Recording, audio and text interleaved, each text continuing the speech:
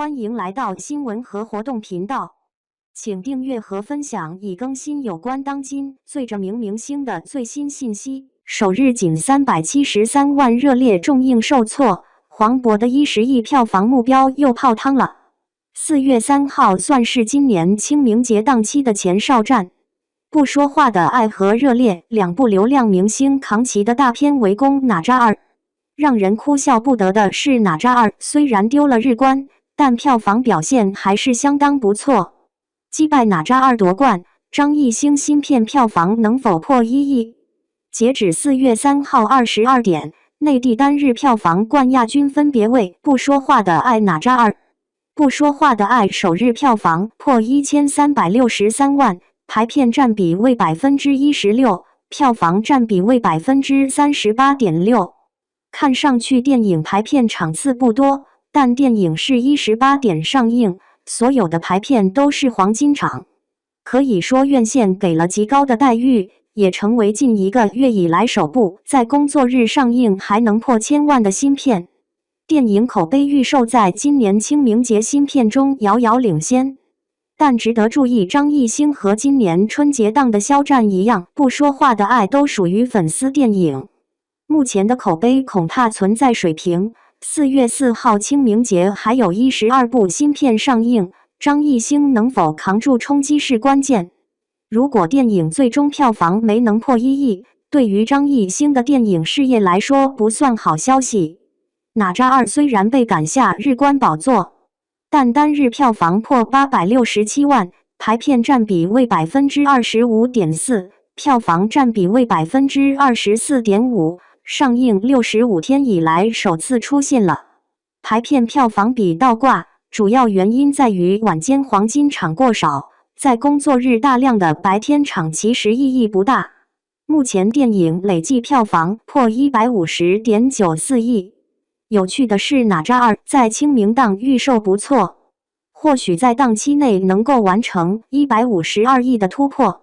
首日仅373万。2年上映2次也没用，黄渤新片的10亿票房目标又泡汤了。热烈这次重映无疑让人失望。这部大鹏导演、黄渤和王一博主演的喜剧片在2023年暑期档上映，当时声势浩大，说是口碑逆天，甚至有媒体预测电影票房将高达58亿，超越长津湖，成为中国影史新冠军。最终电影豆瓣评分7.1分，不功不过的口碑水平，最终票房也只有9.13亿。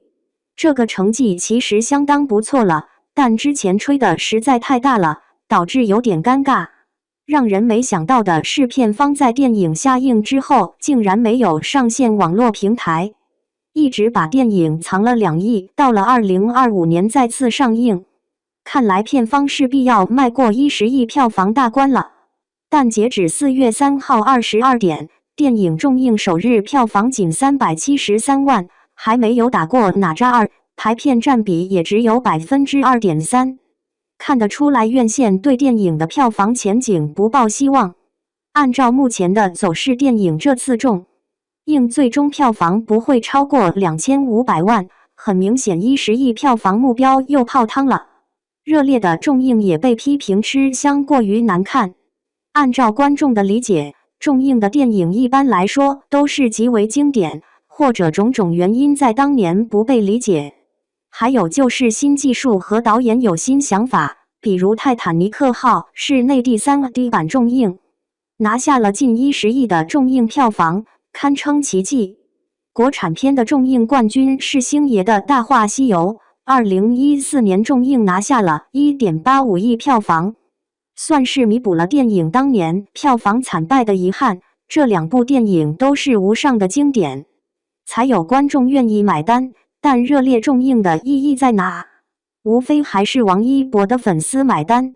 今年春节档《射雕英雄传》已经证明，哪怕在全年最黄金的档期，粉丝支持的流量电影也卖不到高票房。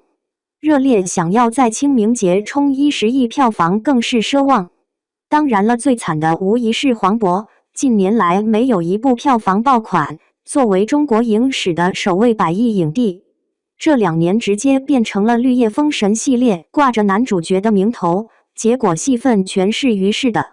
热烈真正的男1号肯定是王一博，如果票房不佳，黄渤背锅，票房爆了人家摘果子，真的让人唏嘘不已。黄渤怎么就走到了这一步？